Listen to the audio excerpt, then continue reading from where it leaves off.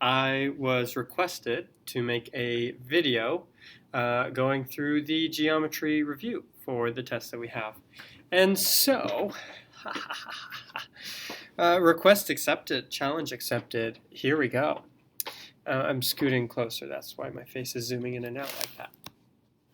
This is indeed our first unit review of the semester. Hello, it's me, Mr. Swearingen. This hour is 5th hour, sure. I'm actually doing this after school today, so you won't even hear any lunch bells. Ahaha.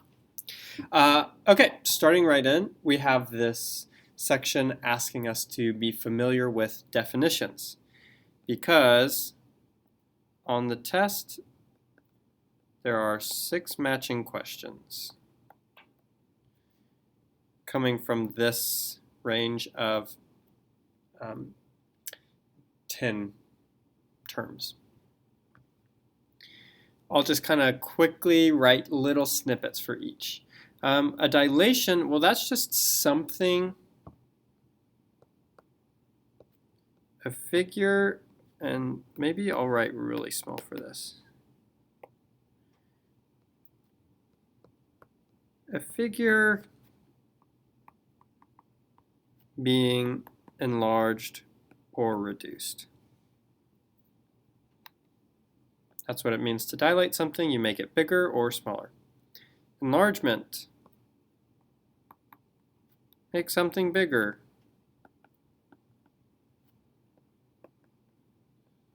Another way to think about it would be increase size, or when we have a scale factor greater than 1.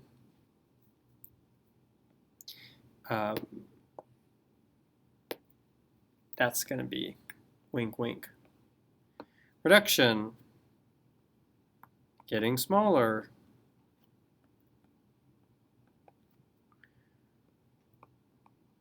When scale factor is between 0 and 1. That's another way to tell. Center of dilation, where a dilation starts. Whoa, that's crazy. Scale factor, okay, so scale factor, where did I have it? The amount a figure is dilated by. The zoom factor.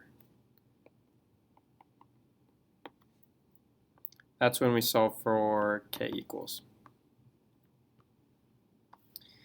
Okay, similarity, same shape.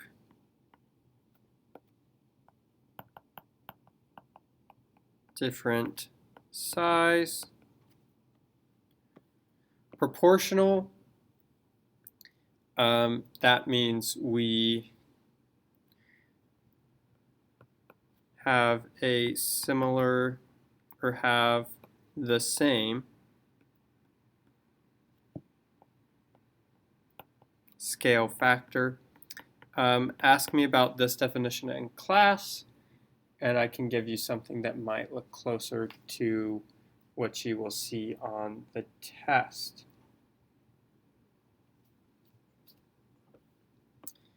Congruent, identical, in form. What did I have you write?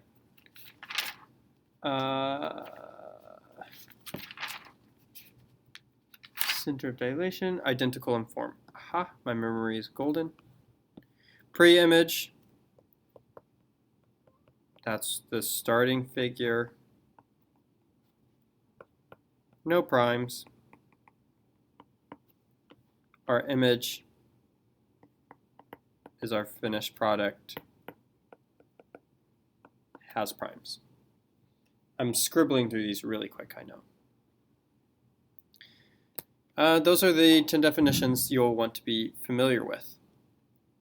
Now, we went over similar polygons. We learned two things about similar polygons that we have to have. That is the answer to our questions here. We learned that the angles have to be congruent and the sides have to be proportional. This is either a you know it or you don't. Woo! Hello. So, did you know it? Good. If you didn't, you're going to lose those points until you actually know it, of course. Yeah, those are the two things we check. Okay, number 4 and 5, these are word problems that are asking you to set up a proportion. So, when we are looking at setting up a proportion, we are asking ourselves, what are we comparing? And we're going to make our little comparison key. Here it says Sean and Charlie are comparing their blocks to find out they have proportional numbers of red versus other colors. Sean has 340 blocks, 51 of them being red. Charlie has 91 red blocks. Well, when I read this, I am reading that the two things being compared are total blocks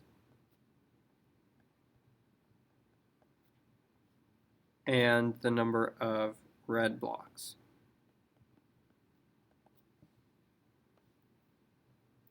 I would highly recommend you create your key on these problems. It will help you.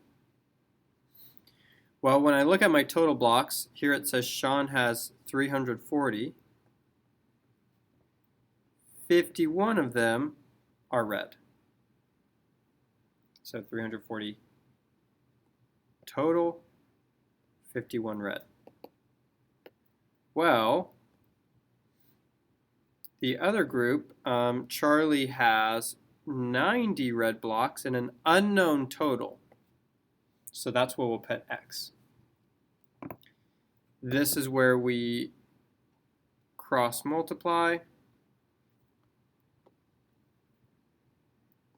90 times 340 equals 51x. I trust you can type this into a calculator, of which I am going to do right now, giving us x equals 600 blocks. Voila. Once again, the trick is going to be to set up your key, figure out what things we're comparing, and then cross multiply. Example 2. Out of a field of 1,700 sunflowers, 1,360 of them are bloomed fully. If they shrink the field to 1,300 flowers, how many would you expect to be fully bloomed? Well, it looks to me, or it sounds to me like we're comparing sunflowers and fully bloomed sunflowers.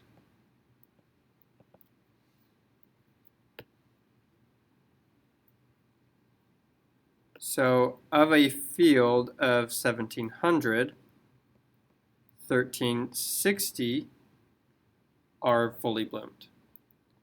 In that other field, or if the field shrinks to 1,300, how many are fully bloomed?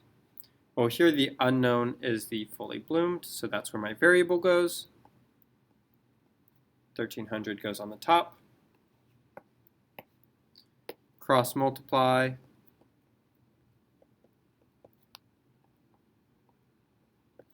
giving me this math problem. Once again, do this on your own, well, or just wait while I figure it out. X would be 1,040 blooms. Sunflowers fully bloomed, but you get the idea. Okay, I'm just going to move right along. No time for questions here. Question 6. Which of the following triangles is not similar? So 3 of these triangles are similar. 1 of them does not belong. Which one is the one that doesn't belong? Well, what I'm seeing here is that what I'm noticing is that we are only told angles. And nowhere in these triangles does it give us a side length. So what this tells me is that we're going to want to think about finding 2 congruent angles between triangles, because that lets us say they're similar. Well, here, none of them have 2 congruent triangles, or 2 congruent angles right off the bat, which means we want to find that 3rd triangle. Well, each triangle has 180 degrees, right? If triangle A has 2 angles that are 57 and 83, we could write up a problem like this if you wanted to solve for that variable.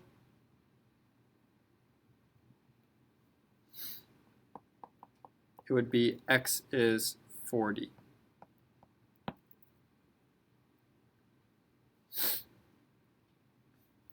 Okay, and question B, we could do that same thing. 180 minus 40 minus 57 gives us 83. Triangle C, 180 minus 40 minus 83, 57, and then 180 minus 67 minus 40 gives us 73. Okay, let's look now. Do you see which one doesn't belong? I'll go ahead and say here, when I look at the first triangle A, well, A has a 40-degree angle, B has a 40-degree angle, C and D all have 40-degree angles. So that's one piece of this angle. Now, let's move on to say A has an 83-degree angle. Good. B has an 83-degree angle. C has an 83-degree angle. D does not. What that tells us is because D doesn't have that congruent angle, D is not similar.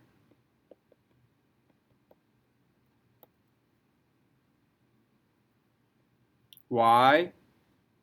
Because angles aren't congruent. We need to see at least 2 angles to show they're similar.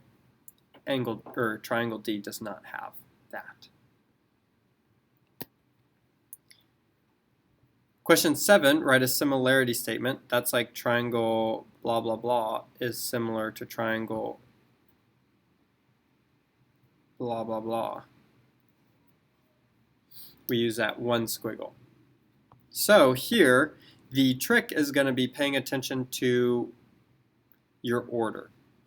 So here on M, on the left one, I'm starting with M. There we go. And then I'm going to work my way around. So M, N, P, Q. What is that similar to? Well, which point on that right triangle matches N, or matches M? It's it's going to be R. We kind of want to look at the shape to determine this. And then I go out to that far point.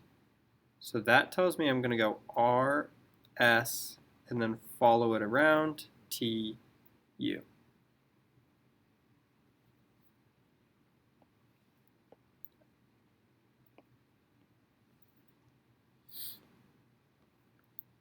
Part B, here I'm going to go by hoops. So starting with 1, 2, then 3. Just because in my head that's easier to think about. So on F, I'm going to start at the 1 hoop, move to the, sorry, I need to be calling those arcs because that's what they're called. Move to D with 2 arcs, and then E. So CAB is going to be similar to FDE. If you do not write them in the correct order, you will not get full points. So order does matter. I've said it, and I mean it. Here, we also want to be careful of what angle corresponds to what angle. I'm going to start with L and then move. Do I want to move to the more slanty? Sure. So I'm going to go from L, M, N, O. I think that's supposed to be an O. It kind of got squished. That's going to be congruent to, well, we'll start at W because it's across from that Y. W, and then more slanted. So W goes to Z, and then Y and X. Tricky. Ooh. Let me see. I'm going to scroll. Okay. This is a good section to do this. If I gave you these two figures and I asked you what side LM was similar to, what side corresponds to LM? Well, here LM is there. That corresponds to WZ. So you write that as your similarity piece. That does show up on the test, being able to identify corresponding sides.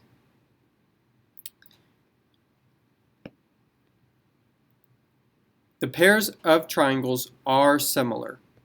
So this is telling us we know they're similar. We want to find a missing length. When we find a missing length, to find missing length, set up a proportion.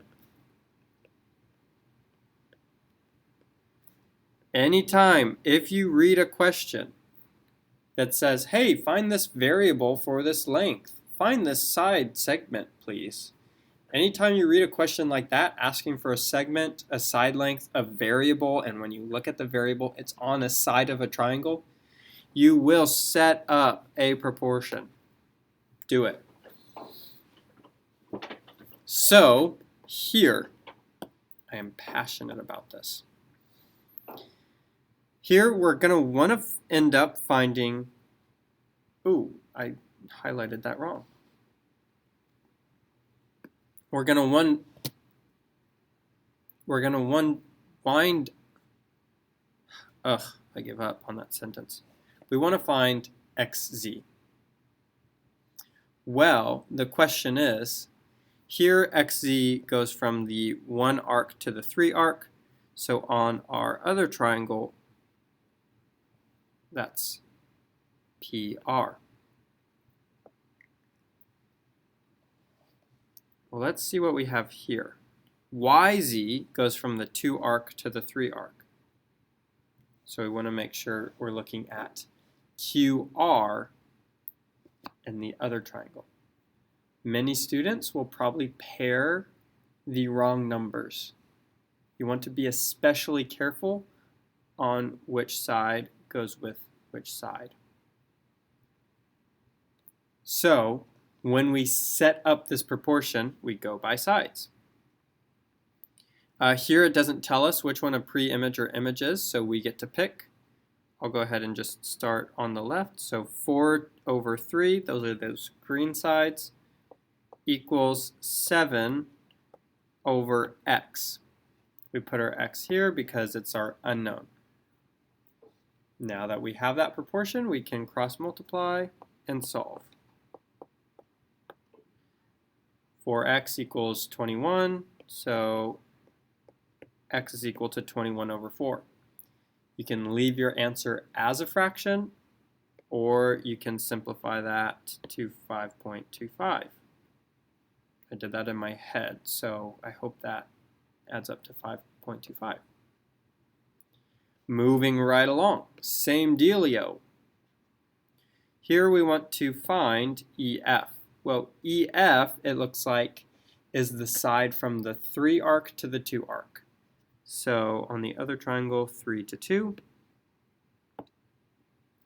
Then we also know this side, DF, which is 1 arc to 3 arc. So that goes with AC.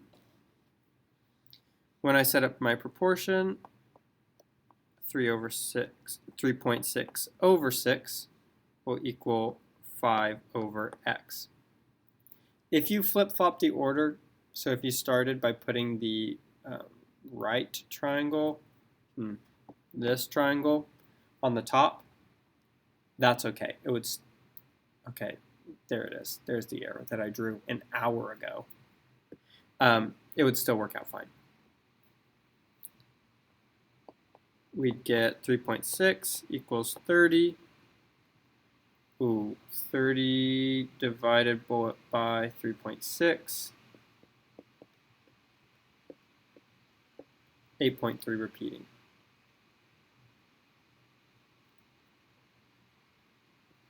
Last one, same process. Same process, but now we don't have angle arcs shown in this diagram. This is going to require us to use what we know about our similarity statements. And there it goes, there it goes. So what I mean by that is, well, let's start in. We want to find this AC length, right? We want to find this missing length. That's what the question is asking. Well, in our similarity, see how A, that's going to correspond to our point E. A and E are going to go together. And then C and F are going to go together. So what that means is AC is going to be on the same or similar side to EF. I'm going to erase this for my next act. Here, I see we're given this length, BC. We'll notice B in our similarity corresponds to D. And we already know C and F go together. So BC and DF will be those similar, those corresponding sides, excuse me. Now I'd have what I need to set up my proportion. Those lavender sides will go together. Those green sides will go together. Cross multiply like nobody's business. Then divide by 3.6. I'm getting x is equal to 4.2. That was just a quick calculation in my phone calculator. If you got something else, let me know. This section, those three problems, know how to do that. Please, please, please know how to do that. It's super important. Okay, the next section is identifying, are they similar triangles? And then telling us one of these three reasons. Angle, angle, side, side, side, or side, angle, side. Let's get into it. Here, are these similar? Well, the interesting thing about these triangles is that they're isosceles triangles. So last semester we learned that our base angles are congruent, but are they equal? Well, if we did the math, we would find out that this would be 80 and 80, of which none of those angles are congruent to 70. So automatically, we can just kind of say, not similar. No siree, Bob. Here, B, we're not given any angle measurements. But we remember, yes, we do, vertical angles tell us we have congruent angles. And we have a pair of vertical angles in this example. Well, now I have a pair of sides. I have another pair of sides. And I have a pair of angles. It's crazy. That's enough information to say they're similar by side, angle, side. Two pairs of sides, one pair of angles. Those are actually congruent, not even just similar. Okay, here I see all the side length measurements are given, and I'm not giving any angle measurements. What that tells me is, well, I'll keep zoomed in. Of the three,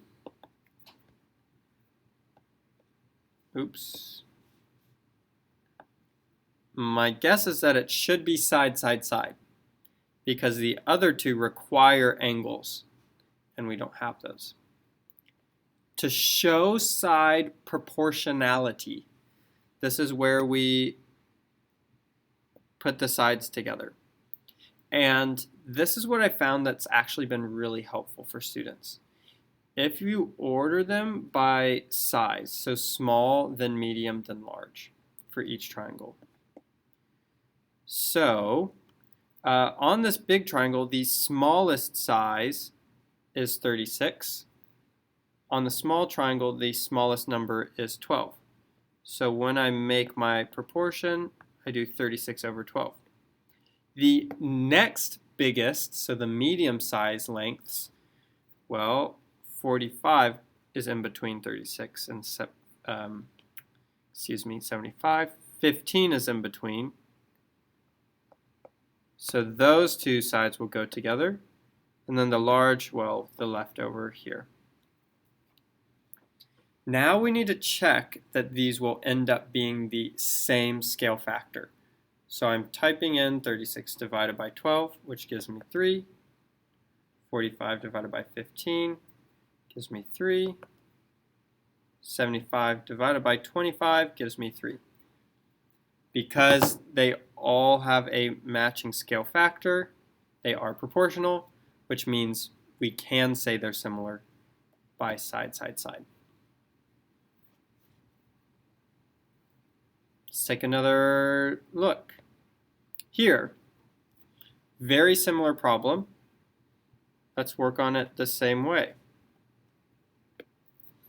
The smallest side here will go with the smallest side in the other triangle, 6. So 4 over 6. Hopefully that's going to equal the next biggest size, 6 over 9. Hopefully that's going to equal the biggest sides, 7 and 10. Well, let's do the math. 4 divided by 6, that's 0.6 repeating. 6 divided by 9, that's 0.6 repeating. 7 divided by 10 gives us 0.7. Ah, they don't all match. Because they don't all match, they're not similar. They have to match. That's what we do when we're checking proportionality. Yeah. Okay, continuing on. Part E. Of the three, angle, angle, side, and side, side, side, I see we have an angle and we're given two side lengths in these triangles. So probably going to look at side, angle, side. Whenever we are looking for side similarity, we need to show that proportionality. So here, we only need to check two sides. So let's do small and large. The smallest size is at 5 and this 4. So 5 over 4. We'll want that to equal 7.5 over 6. 5 divided by 4 is 1.25. 7.5 divided by 6. 7.5 divided by 6 is 1.25. So these two sides are proportional, and the angle in between them is congruent. 122, 122. So we have enough to say, yes, they are similar by side, angle, side. Zoom. Okay, I'm sure we are pros at this by now. Checking proportionality, so small, medium, large. And let's check. 3.3, we'll go with 4.2. 3.5, excuse me. And 5.5 we'll go with 6.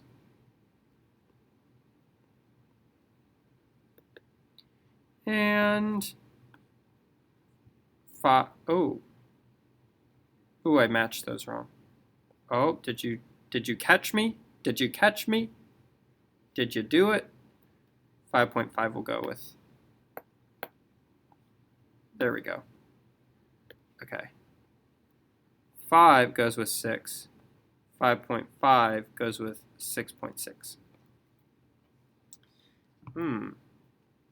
My gut is telling me the 5 over 6 and the 5.5 over 6.6 look good. I'm not convinced about this 3.5 thing. This is 0.83. Oh, 0.83. 0.83. I stand corrected. All three sides are similar, so this is side, side, side. Okay, we're getting down to the last two in this section. Order by size, we have the smallest and the largest. 4.5 over 5. We'll want that to equal 5.5 over 6.5. Automatically, I can tell you this won't work. When I see this, oh, well,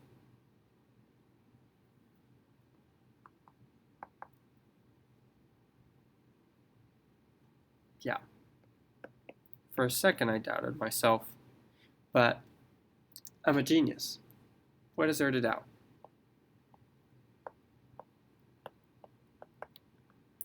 Not similar. Don't know why it's cutting out like that. Okay, last question. Classic. We're only given angles. This will tell us if they're similar, we'll use angle, angle. What is that missing piece? Well, right now we see we have one congruent angle. Cool. Let's try to see if we have another. 180 minus 78 minus 44 gives us 58 degrees, and that's what we needed. That's what we needed. That gave us our second angle. So yes, these are similar. If you aren't sure how to find this missing angle, please ask me in class. That's important.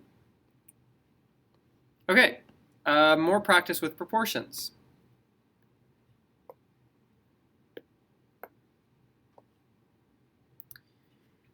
We cross multiply, so we multiply the same shaded colors. When we do this, we want to make sure we add in why is it being so fidgety? Parentheses. So we want to add in parentheses just to make sure we do the math right. This gives us 4x plus 12 equals 2x plus 2. You can continue on solving. I'm just really invested in you getting.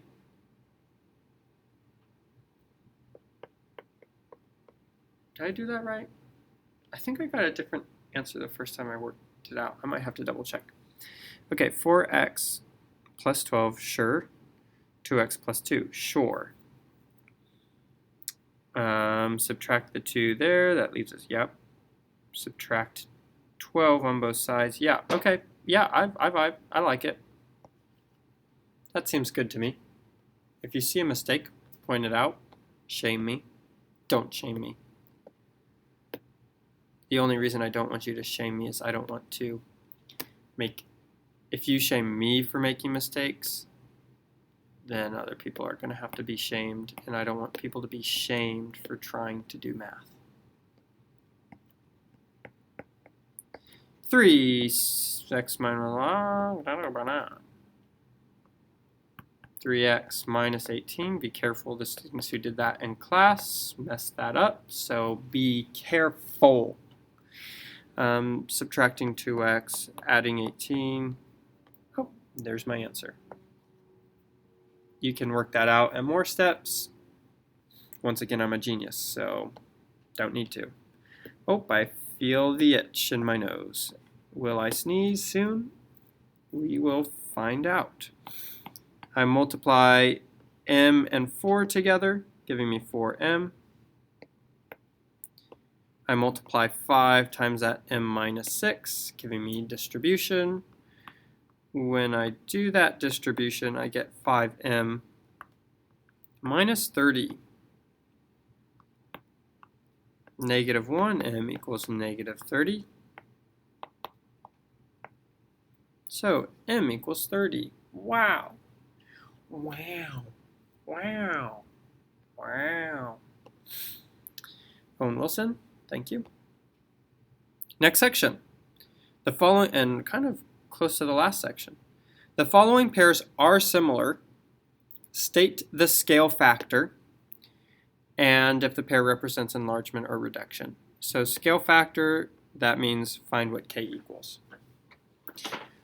Well, when we look at, here, let me move that up. When we look at finding our scale factor, let's remember we always put our image number on top and our pre-image number on the bottom. So, here, it doesn't matter which one you pick. Well, okay, let me explain that. Which one of these two triangles in example A is the image? Hopefully you picked this one. This is the image because it has those little primes. They look like tick marks. We call them primes.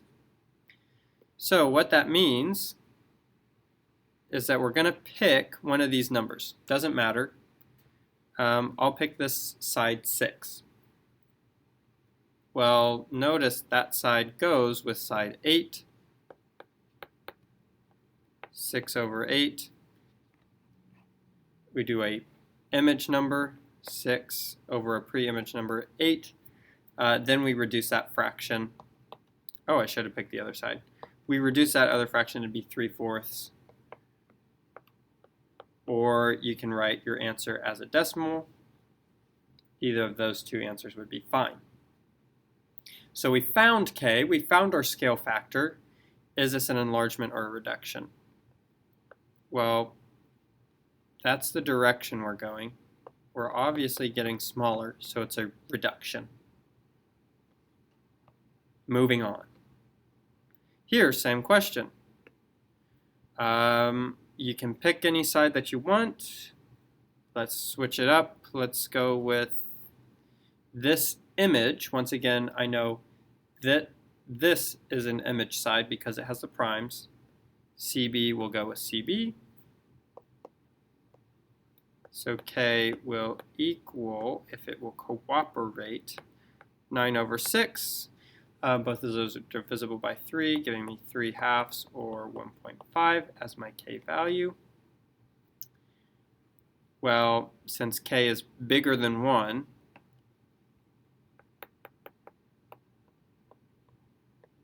this is an enlargement. Or you can look at your figure, see, yes, they're getting bigger. Wow. Once again, the image is on the right side. That's handy. No tricks there. Let's pick this side 15. The question is, on the parallelogram on the left, what side does 15 correspond with? Well, notice we're looking at A prime and D prime, so we're going to be looking at A and D on the other shape. So that tells us our K will be 15 over 7.5, which reduces to 2. Enlargement or reduction, well, 2 is bigger than 1, so enlargement, baby. That's that question. That's that section. There are questions that ask you to find scale factors, so you should be comfortable and confident with that. Oh, once again, see how it's asking us to find x, and x represents a side length. When we want to find a side length, we think about setting up a proportion. So, here, in our proportion, we want to make sure we write x in. So let's start there. Here I see this x, that's going to pair with 5. So I'm going to start my proportion by comparing x over 5. Well, that's going to be equal to any other pair. Let's do this, C and B.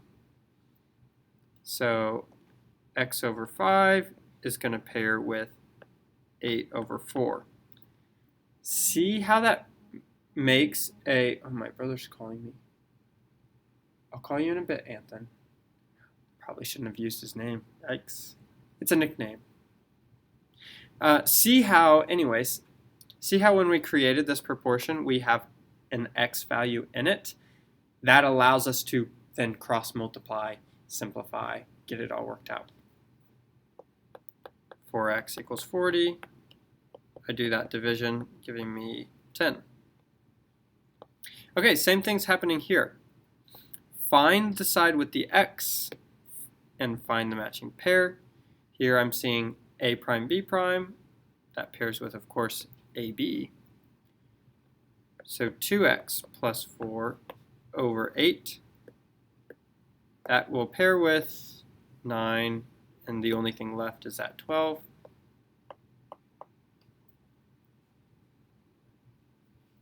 I can cross multiply.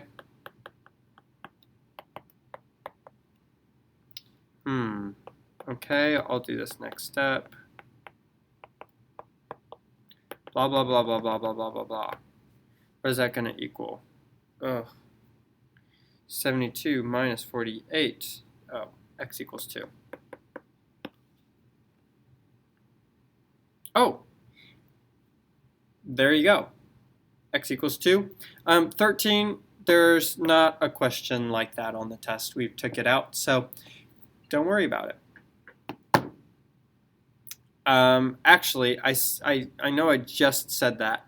Let me backtrack on what I just said to say this. There are questions about dilation notation, meaning an example problem. If I have this dilation of the point -2, 3, where will it end up? Well, this was super fun and easy. Because all we have to do is take this number and multiply it to both pieces. 4 times -2 is -8. Yay. Bravo. 4 times 3 is 12. Yay. That's all you have to do. There's your answer. Ha ha ha. The fanciest it'll get is that sometimes it's a fraction. So the scale factor here, instead of being 4, is 1/2. Well,